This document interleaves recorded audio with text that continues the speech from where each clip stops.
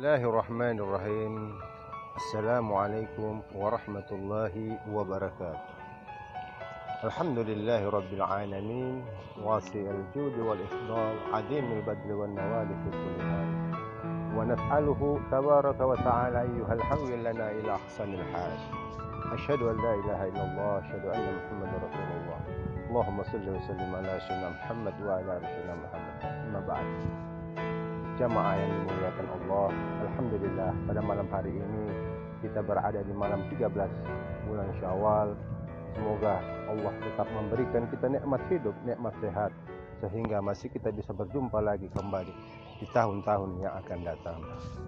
Jamaah yang dirahmati Allah Subhanahu wa taala, betapa pentingnya kita menjaga silaturahmi, karena silaturahmi adalah salah satu obat yang akan membuat kita untuk menjadi diri yang menjadi orang-orang yang soleh, orang-orang yang muttaqin, orang-orang yang selalu menjaga silaturahmi kepada kerabat, sahabat maupun kepada keluarga kita semuanya.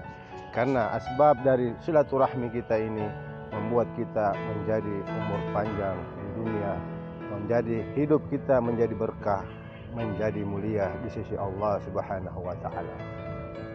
Dan selain silaturahmi, marilah kita sama-sama menjaga sholat 5 waktu kita, karena yang pertama dihisab oleh Allah Subhanahu wa taala adalah sholat kita.